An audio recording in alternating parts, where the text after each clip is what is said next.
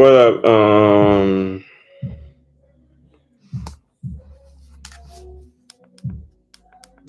What up, YouTube? This is Damian Munoz, known as Casher Mastery. I'm back again with another live video. If y'all hearing the music in the background, please excuse me. I do not own the copyrights to any background noises that y'all may hear. Once again, I do not own any of the copyrights of the music that you may hear in the background. It's just that it's just that my laptop may pick up on stuff even if I have earphones on. Anyway, with that being said, um, so y'all know that I have been doing a Black History thing where I try to do this every day, but I'll be having so much other stuff in my head that I'll slack. I'm not even gonna lie, I slack. So I'm also going to try to do this in March. I'm not too sure. It ain't no promise. I'm gonna try my best. Hopefully people support me to keep me wanting to put these videos out. But anyway, um, so within these moments, I have been trying to put videos out where I read about African American people or events that may have taken place, stuff like that. Um, and I just pay homage to them and share them with my subscribers. So I'm trying to think, what did I want to read today? Okay, so I'm pretty sure a lot of people would like to know about this person.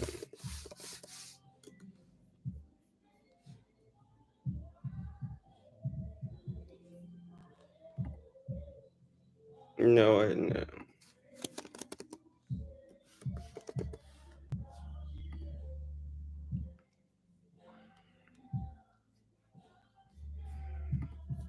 All right, so let me do a screen share.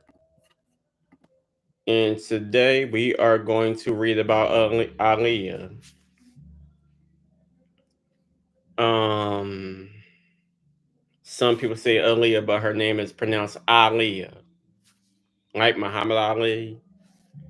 Aaliyah Dana Horton, January 16th, 1979, August 25th, 2001, was an American singer and actress. She has been credited with helping to redefine contemporary R&B, pop, and hip hop, earning her the nicknames the Princess of R&B and Queen of Urban Pop.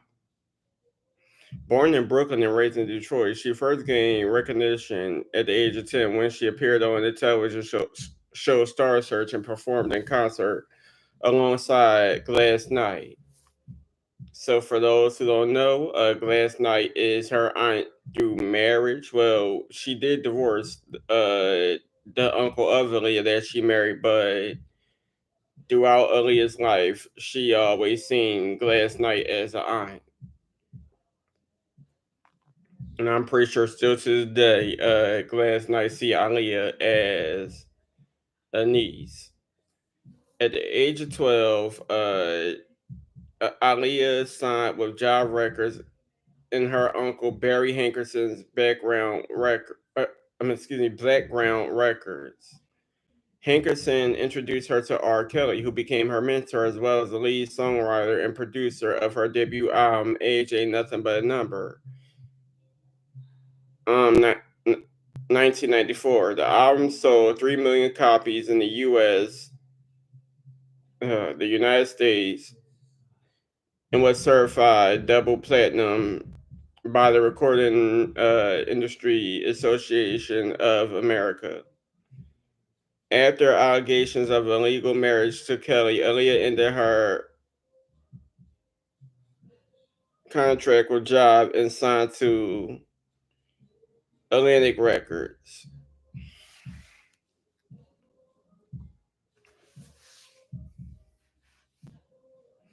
Aaliyah worked with record producer Simone and Missy on her second album, One in a Million, 1996, which sold 3 million copies in the United States and more than 8 million copies worldwide. Did I read about Aaliyah already?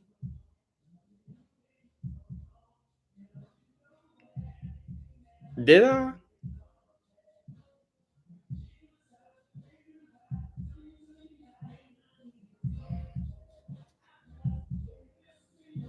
I'm not sure. Did I read about Aaliyah already on my channel during the Black History?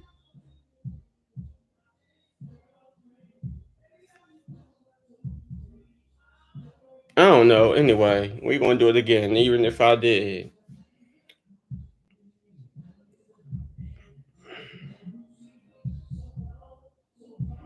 In 2000, Aaliyah made her acting debut in the film Romeo Must Die.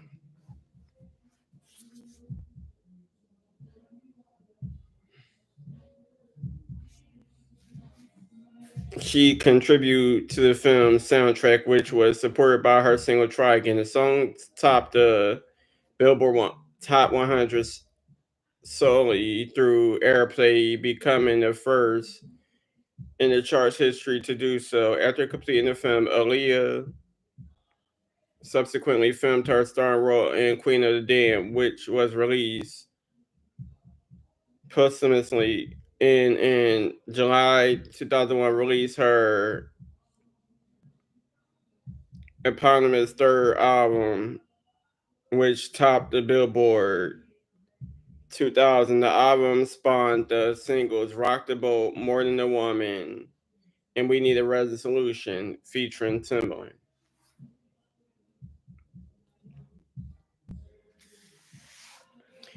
On August 25th, 2001, at the age of 22, Aaliyah was killed in an airplane accident in the Bahamas, along with 8 other people on board when the overloaded aircraft she was traveling in crashed shortly after takeoff.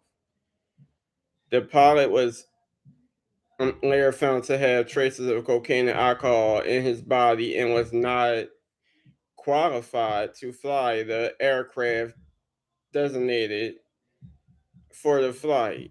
Aaliyah's family filed a wrongful death lawsuit against the aircraft's operator, which was settled out of court. In the decades following her death, Aaliyah music has continued to achieve commercial success, aided by several posthumous releases. She has sold 8.1 million albums in the US and an estimated 24 to 32 million albums worldwide. Billboard lists her as the 10th most successful female R&B artist of the past 25 years and the 27th most successful in history. Her accolades include 3 American Music Awards and 2 TV VMAs, along with the Grammy Award nominations. Excuse me, along with 5 Grammy Award nominations.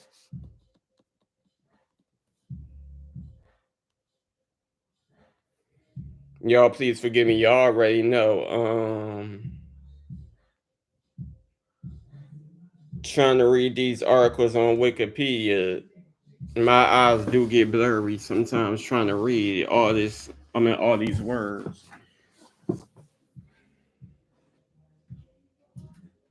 I'm trying to find my damn glasses.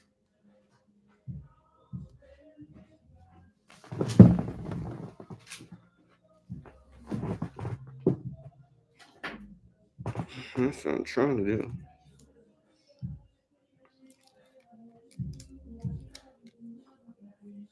Okay, so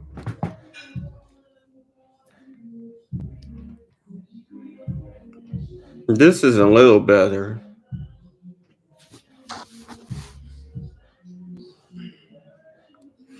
Aaliyah Dana Hunt was born on January 16, 1979 in Brooklyn, New York City. New York. The younger child of Diane and Michael Miguel Houghton, a warehouse worker. She was of African American descent. Her name is a feminine form of the Arabic Ali, meaning highest, most exalted one, the best. And that is why it's pronounced Aliyah, like Muhammad Ali. But some, like I said, some people call her Aliyah. Um, Aliyah was found by her name. Was found on of her name, calling it beautiful and saying she was very proud of it and strove to live it up. And strove to live up to her name every day. When she was 5 years old, her family moved to Detroit, Michigan, where she was raised along with her older brother Rashad. In Detroit, her father began working in a warehouse business. One of his brother-in-law, Barry Hankerson's running interest. Her mother stayed home and raised her and her brother. Her mother enrolled her in voice lessons at an early age. Eventually, she started performing at weddings, church choirs, and charity events. Aliyah attended a Catholic school, Jesuit Elementary, where in first grade she was cast in the stage play Annie, which inspired her to become an entertainer.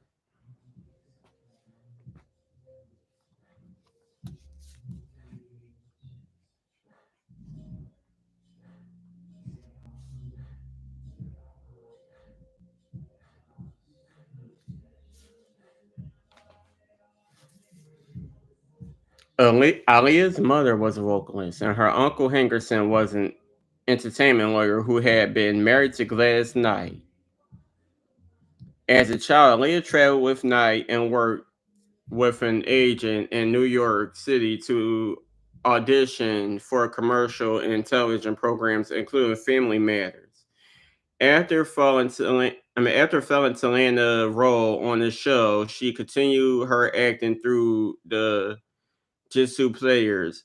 In 1989, at age 10, she appeared on Star Search, where she performed My Funny Valentine. Aaliyah chose to begin in auditioning. Her mother made the decision to drop her surname. She auditioned for several record labels and at age 11 appeared in concerts alongside Knight. During her childhood, she had several pet animals, including ducks, snakes, and iguanas. Her cousin Jomo had a pet alligator, which Aaliyah felt was too much, remarking that was something I wasn't going to stroke. I don't blame her because I don't deal with alligators either. Mm, Other than being at the zoo and seeing some, and Please Touch Museum, I believe, and some other places. The closest I've been to an alligator was seeing someone have one in the tank at a barbershop I used to get my hair cut at when I was younger. One out of many barbershops. Anyway, Aaliyah attended Detroit schools and believed she was well liked, but she was teased for her short stature.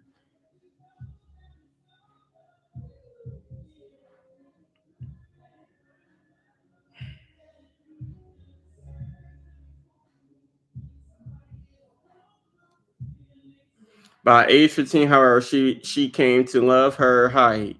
Her mother told her to be happy she was small and complimented her. Although some children disliked Aaliyah, she determined you always have to deal with people who are jealous, but there were so few, it didn't even matter.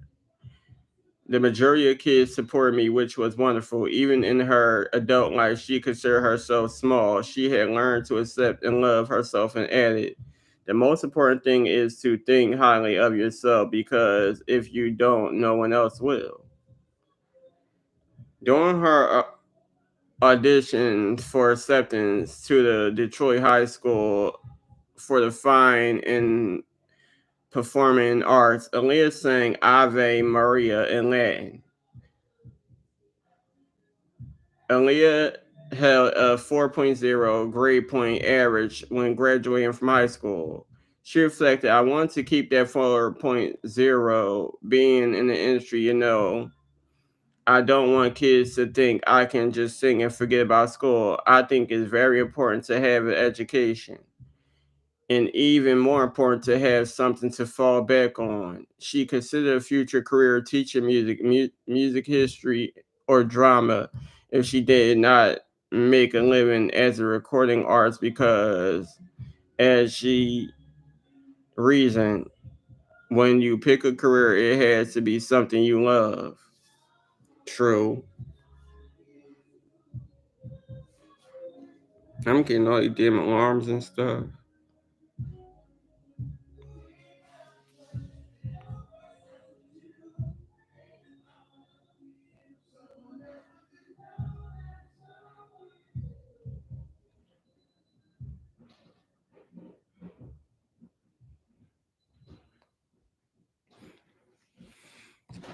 All right, you two forgive me because, like I said, I'm over here on the table. I was watching a friend of mine broadcast. Then my phone getting alarms. I mean, not alarms, alerts. Anyway,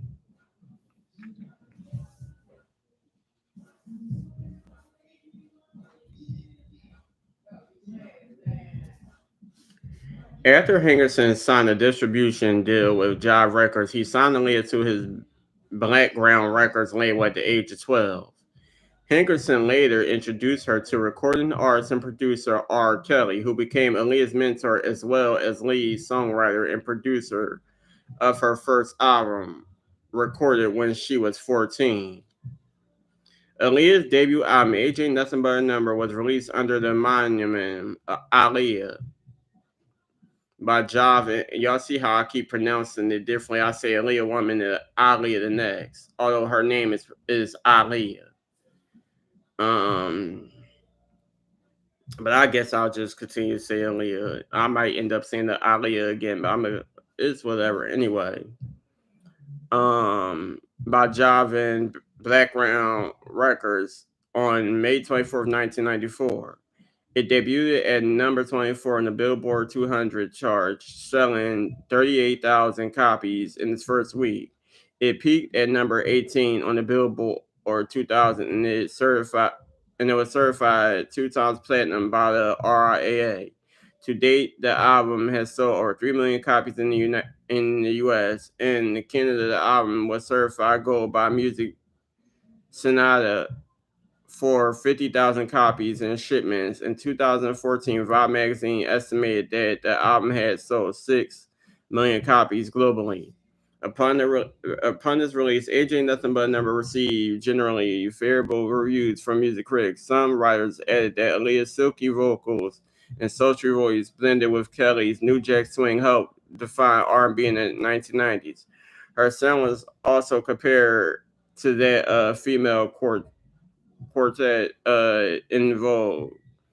Christopher John Farley of Time magazine called the album a beautifully restrained work, knowing that Aaliyah's girlish, breathy vocals rolled calmly on R. Kelly's rough beats. Stephen Thomas Erlewine of AllMusic felt that the album had its share of filler, but described the singles as slightly seductive. He also wrote that the songs on the album were frequently better than that of Kelly's second album, 12 Play. The single At Your Best, Your Love was criticized by Billboard for being out of place on the album and for its length. I actually love that song, and don't get me wrong, I'm pretty sure the Isley Brothers version is the original, and a lot of people like it. But me personally, I love Aaliyah covers of the Isley Brothers songs for "At Your Best, You Are Love" and "Choosing Lover."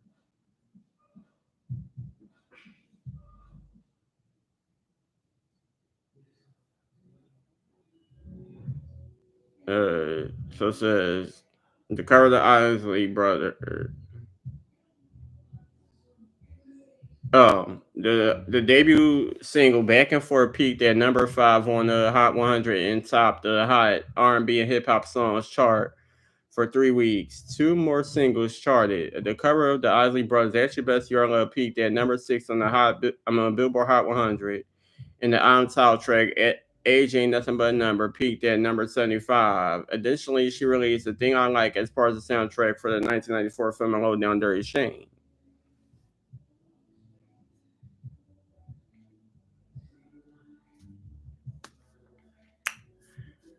Now we're going to go with 1996, 2000, One in a Million and Romeo Must Die.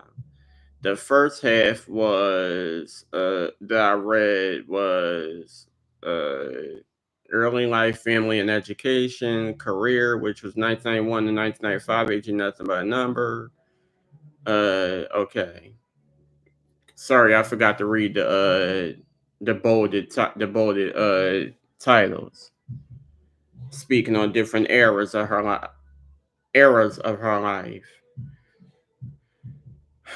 In 1996, Aaliyah left Jive Records and signed with Atlantic Records. She worked with record producers Timbaland and Missy Elliott, who contributed on her second studio album, One in a Million. Elliott recalled Timbaland and herself being nervous to work with Aaliyah, since Aaliyah had already released her successful debut album while Elliott and Timbaland were just starting out. Elliott also feared that she would be a diva, but reflected that Aaliyah came in and was so warming. She made us immediately feel like family. The album yielded the lead single "If Your Girl Only Knew," which peaked at number 11 on the Billboard Hot 100 and topped the Billboard Hot R&B and Hip Hop Songs for 2 weeks. It also generated the singles "Hot Like Fire" and "4 Page Letter."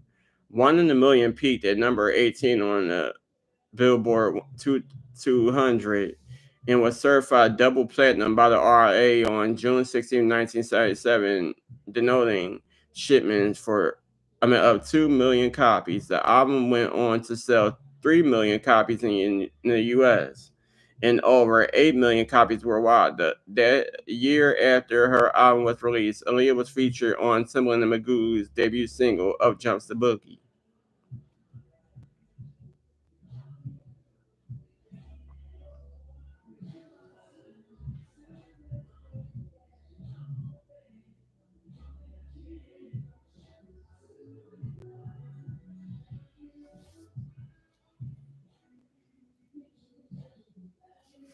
In 1997, Aaliyah graduated with a 4.0 GPA from the Detroit High School for the Fine and Performing Arts, where she majored in drama.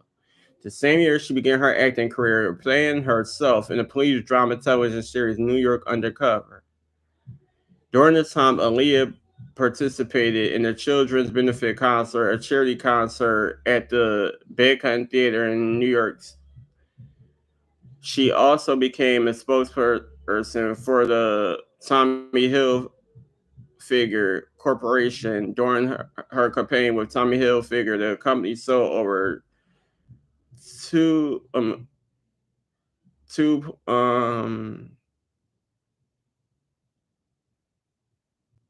2,400 I hope I said that right, pairs of the red, white, and blue baggy jeans she wore in their advertisements. In December 1997, she performed the Christmas carol "What Child Is This" at the annual Christmas in Washington television special. She also contributed in the soundtrack album for the animated film Anastasia, performing a cover version of "Journey to the Past" that earned songwriters Lynn Ahrens and Stephen Flaherty. I hope I said their name right. a nomination for the Academy Award for Best Original Song. Aaliyah performed the song at the 1998 Academy Awards ceremony, becoming the youngest singer to perform at the event. Also in 1998, she released the song "Are You That Somebody," which was featured in the Dr. Dolittle soundtrack. The song peaked at number 21 on the Billboard Hot 100 and earned Aaliyah her first Grammy Award nomination.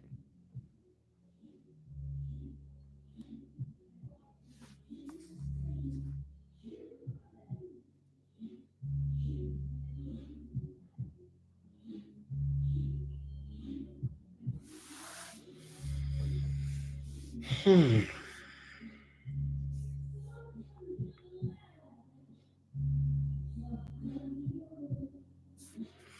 In 1999, Aaliyah landed her first big screen acting role in Romeo Must Die. She starred opposite model artist Jet Li, playing the couple who fall in love amid their warring families. Released on March 24, 2000, the movie grossed US 18.6 million in its first weekend, ranking number 2 at the box office. Aaliyah purposely stayed away from reviews of the film to make it easier on herself, but she heard that people were able to get into me, which is what I wanted. In contrast, some critics felt there was no chemistry between her and Jet Li, as well as viewing the film as too simplistic. This was echoed by Ellis Mitchell of New York Times, who wrote that while Aaliyah was a natural in the film, was conceived at the spotlight for both her and Lee. They had so little chemistry together, you think they putting out a fire instead of shooting all sparks. Okay.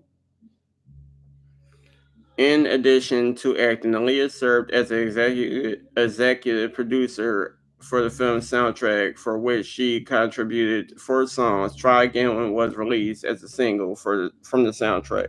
The song topped the Billboard Hot 100, making Aaliyah the first artist to top the chart based solely on airplay. This led the song to be released in the 12-inch vinyl and 7-inch single.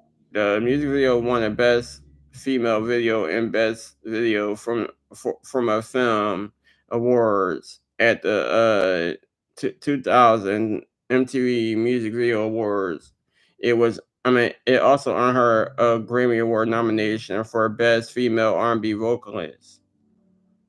The soundtrack went on to sell 1.5 million copies in the United States.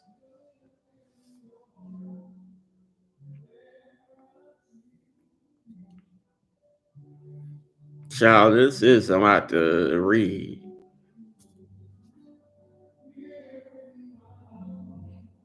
Now we're on to 2001, Aaliyah and Queen of the Damned.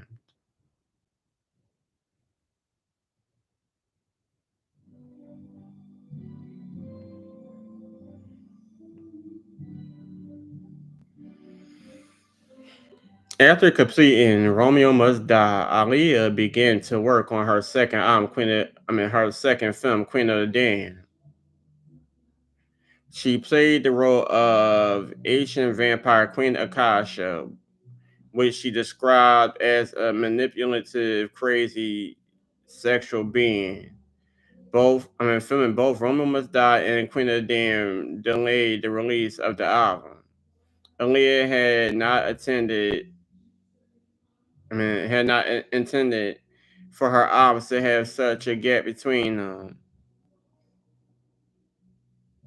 I wanted to take a break after One in a Million to just relax, think about how I wanted to approach the next album. Then, when I was ready to start back up, Romeo happened. And so I had to take another break and do that film and then do the soundtrack, then promote it. The break turned into a longer break than I anticipated. Ultimately, she filmed Queen of the Damned and recorded her third album at the same time so that it could be released in 2001. Aaliyah enjoyed balancing her singing and acting careers, though she called music a first for her and also had been acting since she was young and had wanted to begin acting at some point in my career, but wanted it to be the right time in the right vehicle. And it felt Romeo Must Die was it. Connie Johnson of Los Angeles Times argued that Aaliyah having to focus on her film career may have caused her to not give the album the attention it merited. Ugh.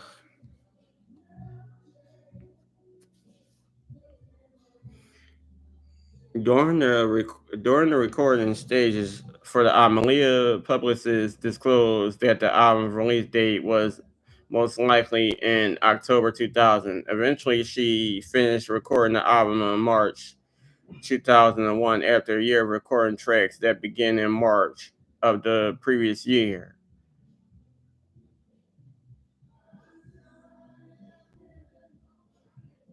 Aaliyah was released 5 years after.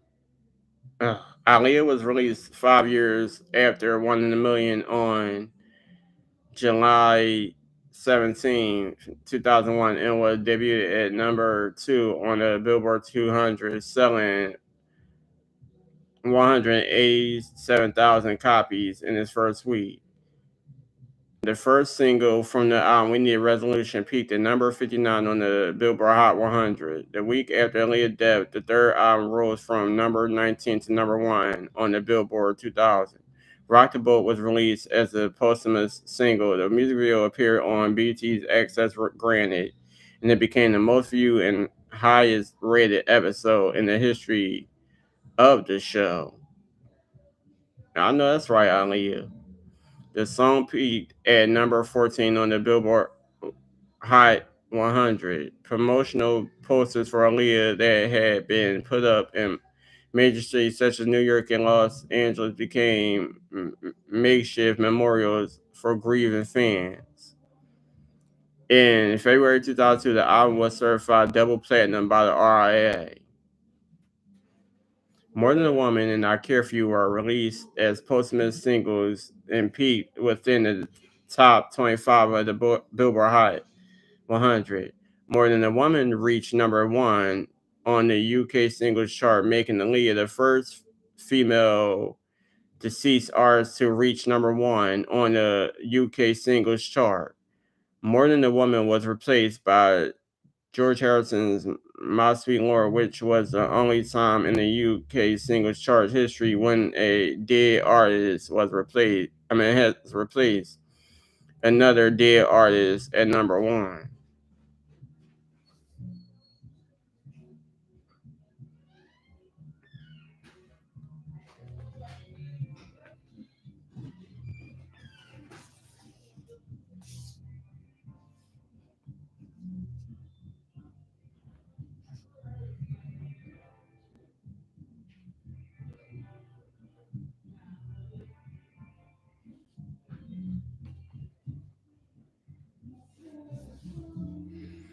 Aaliyah was signed to appear in several feature films, including a romantic film titled Some Kind of Blue, and a Whitney Houston produced remake of the 1976 film Sparkle. Houston recalled Aaliyah being so enthusiastic about the film, the project was shelved after she died. Before her death, Aaliyah filmed some scenes for the sequels of The Matrix as the character Z. And portion of her role in the Matrix Reloaded, a portion of her role in the Matrix Reloaded was filmed These unused scenes were included in the tribute section of the Matrix Ultimate Collection series.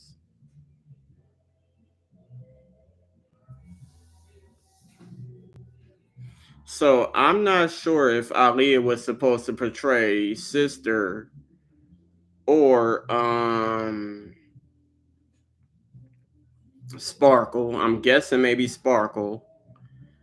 But there is a release cover of her singing um Giving Up, which was a Donny Hathaway song that many artists have sung. But like I said, there is a cover being released around YouTube and probably many other platforms of her singing that song, which we all know Sisters sang in the original Sparkle film in 1976, portrayed by Lynette McKee before her drug overdose in the funeral scene where Irene Cara, who portrays Sparkle, performed her version of Precious Lord,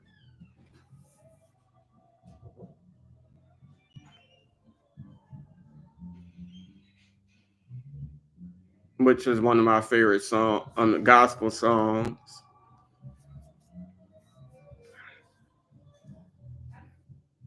Do I want to read all of this?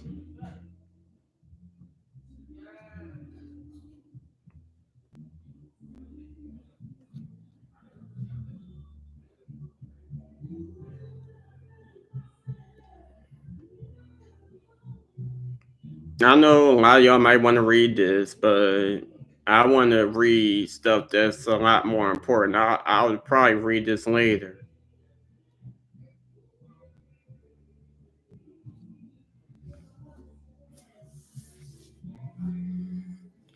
So this is personal life. Now we're going to get with family. Aaliyah's family played a major role in the course of her career. Beginning in 1995, Aaliyah's father, Michael Houghton, served as her personal manager, and her mother assisted him.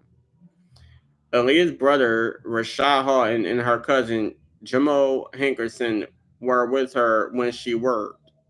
After her father became ill, her brother, Rashad, became her manager. Aaliyah was known to have usually been accompanied by members of her family. Her brother Rashad stated in the film Rock the Boat was the only time the family was not present during the video shoot. In October 2001, Rashad said, "It really boggles everyone that from day one, every single video she ever shot, there had always been myself or my mother and father there. The circumstances surrounding the last video were really strange because my mother had eye surgery and couldn't fly. That really bothered her because she always traveled. My dad had to take care of my mom at that time, and I went to Australia to visit some friends. We really couldn't understand why we weren't there. You ask yourself maybe you could have stopped it, but you can't really answer the question. There's always going to be that question of why." Her friend Khadija Jones said in the last year of Aaliyah's life, her parents had given her more freedom than she had spoken about wanting a family.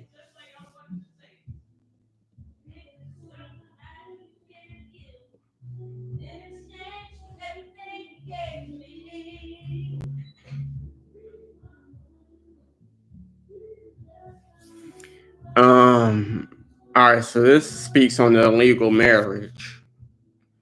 Lord have mercy. Aaliyah reportedly developed a ultimate relationship with Kelly during the recording of her debut album. She told Vibe magazine in 1994 that she and Kelly would go watch a movie and go eat when she got tired and would then come back and work. She described the relationship between her and Kelly as rather close. In December 1994, Aaliyah told the Chicago Sun-Times that whenever she was asked about being married to Kelly, she urged them not to believe all the mess and that she and Kelly were close and people took it the wrong way.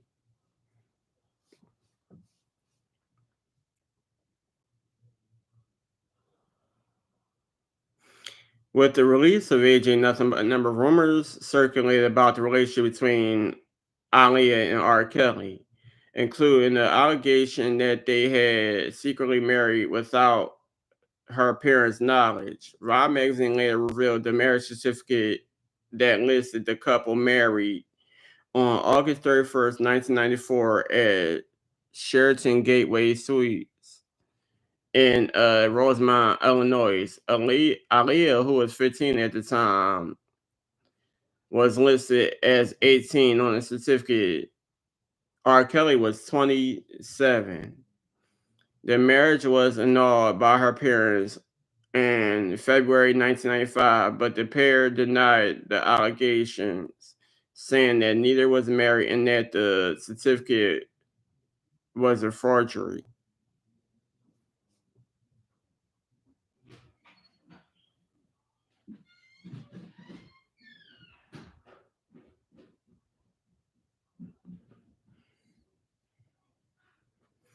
Jamie Foster Brown.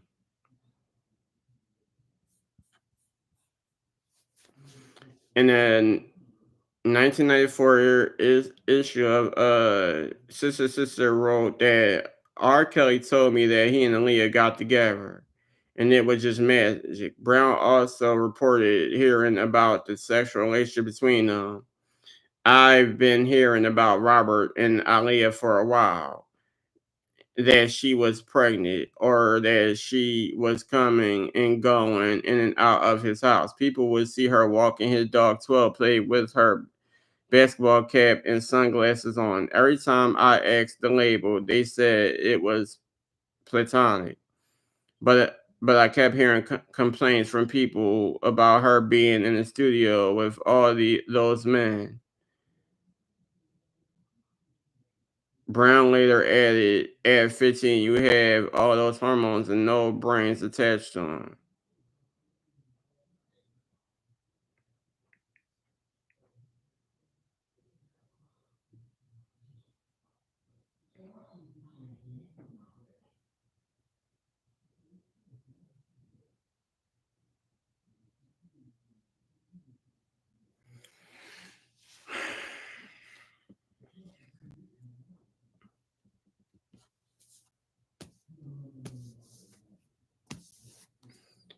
In his 2011 book, The Man Behind the Man, looking from the inside out, Demetrius Smith Sr., R. Kelly's former tour manager, revealed that Kelly married Aaliyah after she told him that she was pregnant.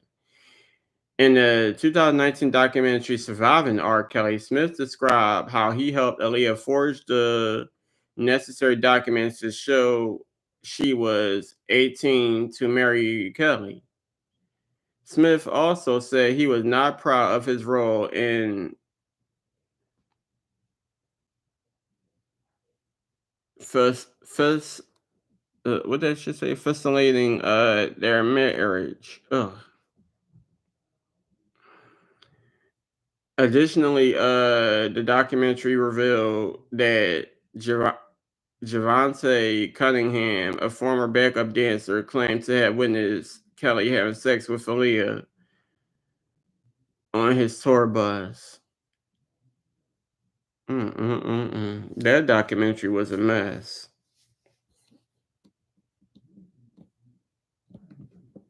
It was a mess. It was a mess. It was a mess.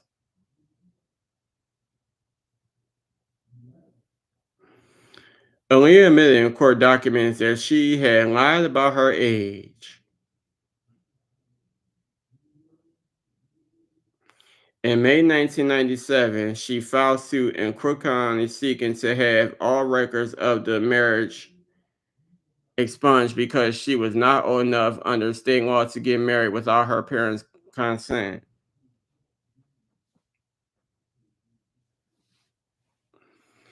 It was reported that she cut off all professional and personal ties with Kelly after the marriage was annulled and ceased contact with him. In a 2014 interview, Aaliyah's cousin Jomo Hankerson said that she got villainized for her relationship with Kelly, and the scandal over the marriage made it difficult to find producers for her second album. We were coming off of a million platinum debut album and expected for a couple of relationships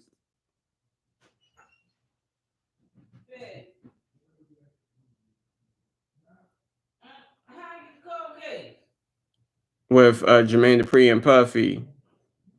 It was hard for us to get producers on the album.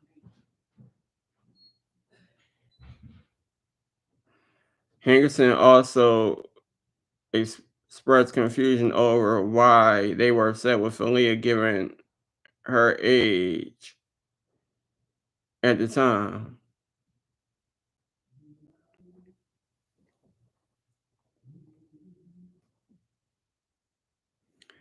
Aaliyah was known to avoid answering questions about Kelly after the professional split. During an interview with Christopher John Farley, she was asked whether she was still in contact with him and would ever work with him again. Farley said Aaliyah responded with a firm, frosty no to both questions. Vibe magazine said Aaliyah changed the subject anytime you bring up the marriage with her.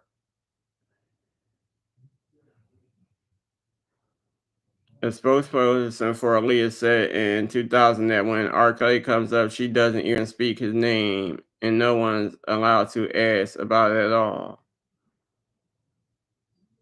Kelly later said that Aaliyah had opportunities to address their relationship after they separated professionally, but chose not to. In 2019, Dame Dash revealed to Hip Hop Motivation that Aaliyah did not even speak of her relationship with Kelly in private. He tried multiple times to discuss it with her, but she would only say that Kelly was a bad man. Dash said he was unable to watch Surviving R. Kelly because its interviews with visibly traumatizing girls struggling to discuss their encounters with Kelly reminded him of how Aaliyah behaved when trying to recount her relationship with Kelly. Dash later appeared in Surviving R. Kelly Part 2 in 2020. My point exactly. So why did you appear in it if you wasn't unable to watch it?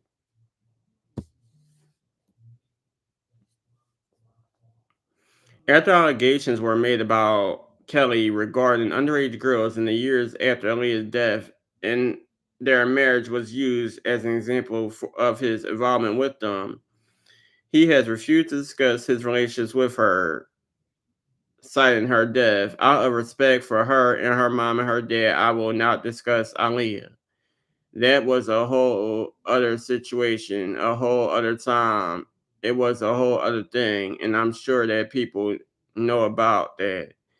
In 2016, Kelly said that he was as in love with Aaliyah as he was with anybody else.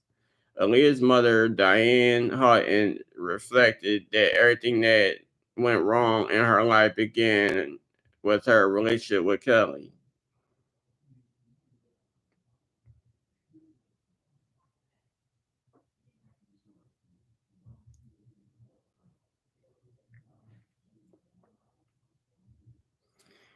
After the documentary Surviving R. Kelly aired in January 2019, pressure from the public using the Mute R. Kelly hashtag escalated. The RCA Records dropped Kelly from the label.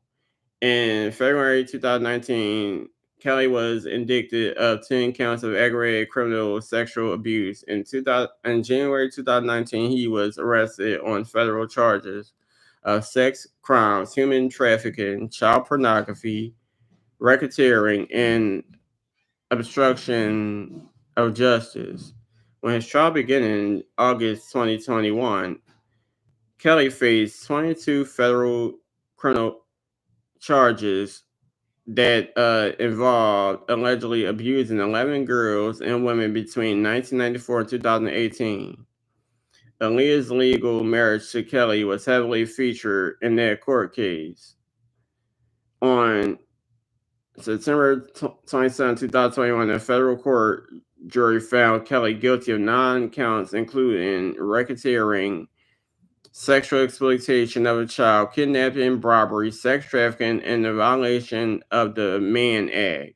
The judge ordered that Kelly remain in custody pending sentencing, which was set for May 4th, 2022. On June 29, 2022, Kelly was sentenced to 30 years in prison.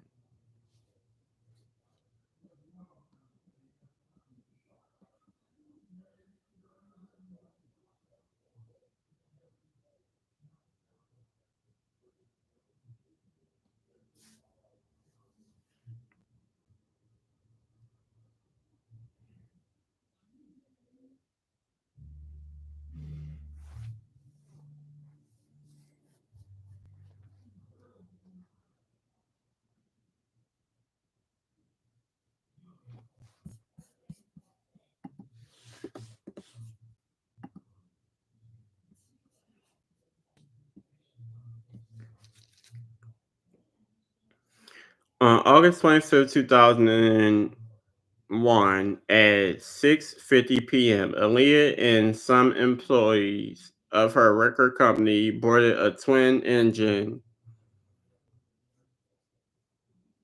Cessna or Cessna. I don't know how to pronounce that or how they pronounce it. I'm gonna just say Cessna. Or, I'm gonna just say Cessna. Cessna 402 light aircraft at the Moorish Harbor Airport in Abaco Islands, the Bahamas, to travel to Apalaca Airport in Florida after they completed filming the video for Rock the Boat. They had a flight scheduled the next day, but with filming and finishing early, Aaliyah and her entourage were eager to return to the United States and decided to leave immediately. The designated airplane was smaller than the Cessna 404 on which they had originally arrived, but the whole party and all the equipment were accommodated on board. The plane crashed and caught fire shortly after takeoff, about 200 feet from the end of the runway.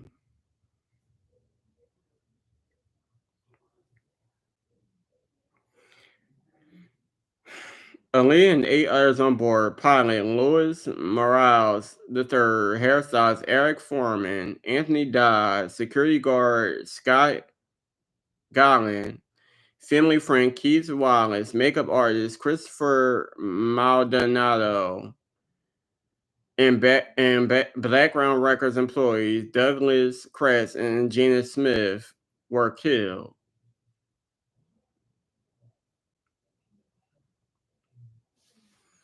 Big rest in peace shout out to every last person. And my condolences goes out with the families continuously. The passengers had grown impatient because the Cessna was supposed to arrive at 4:30 p.m. EDT, but did not arrive until 6:15 p.m. Another charter pilot, Louis Key, claimed to have overheard passengers arguing with their pilot, Louis Morales, before takeoff, adding that Morales warned them that there was too much weight for a safe flight. Key added he tried to convince them the plane was overloaded, but they insisted they had chartered the plane and they had to be in Miami Saturday night. Key indicated that Morales gave in to the passengers and that he had trouble starting one of the engines.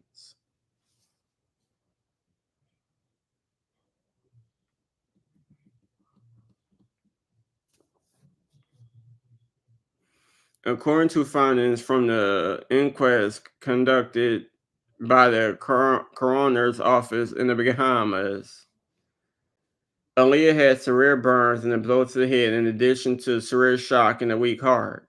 The coroner theorized that she went into such a state of shock that even if she had survived the crash, her recovery would have been nearly impossible given the severity of her injuries. The bodies were taken to a morgue at Princess Margaret Hospital in Nassau, where they were kept for relatives to help identify them. Some of them were badly burned.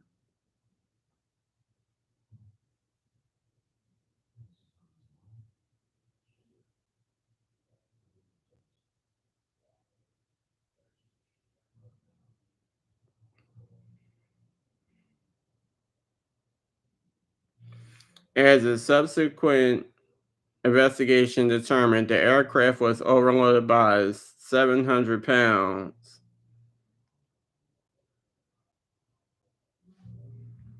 when it attempted to take off and was carrying one more passenger than it was certified for.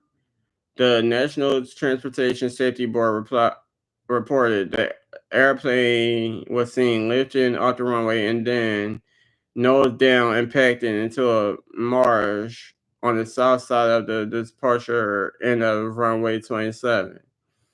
The report indicated that the pilot was not approved to fly the plane. Morales falsely obtained his FAA license by showing hundreds of hours never flown, and he may have falsified how many hours he had flown to get a job with his employer, Blackhawk International Airways. Initially,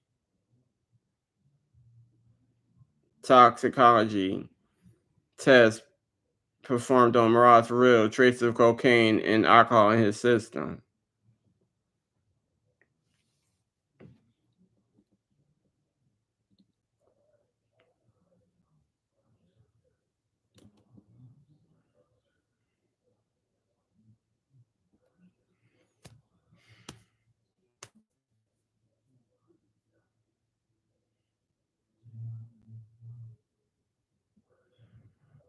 A later private funeral mass was held on August 31st, 2001, at the Church of St. Ignatius Loyola in Manhattan, following a procession from the Frank E. Campbell Funeral Chapel. Her body was set in a silver-plated copper deposit casket, which was carried in a horse-drawn glass hearse. An estimated 800 mourners attended the procession. Among those attendants of the private ceremony were Missy Elliott, Timbaland, Glass Knight, Lil' Kim, and Sean Combs. After the service, 22 white doves were released to symbolize each year of her life. Aaliyah's brother Rashad delivered a eulogy and described his sister as giving him strength. Aaliyah, you left, but but I, I'll see you always next to me, and I can see you smiling through the sunshine. When our life is over, our book is done. I hope God keeps me strong until I see her again. He read the names of the other victims of the crash and concluded by asking mourners to pray for them as well. As Diane Houghton and the mourners left, they sang Aaliyah's song 1 Million. All right. There's a lot more to read, but yeah, I just don't feel like it.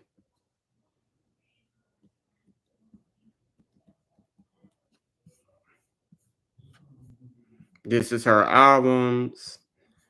Aging Nothing But a Number, 1994, 1 Million, 1996. Aaliyah 2001, I Care for You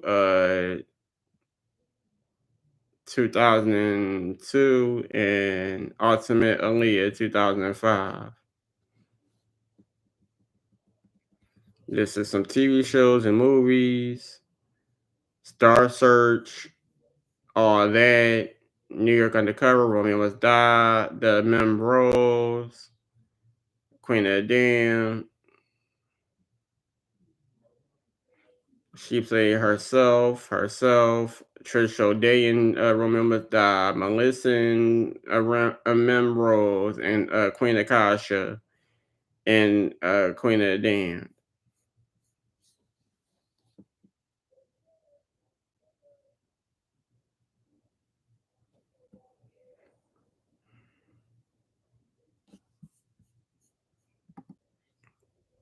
All right, y'all. I'll be back. Like, comment, subscribe, hit the bell, be notified. Feel free to share my videos with friends and family. And also, if anyone wants to see new content, whether it's wig reviews, mannequin reviews, stuff like that, please donate to my Cash App, Cash from Ashley 26, and I'll get back to you on the next video.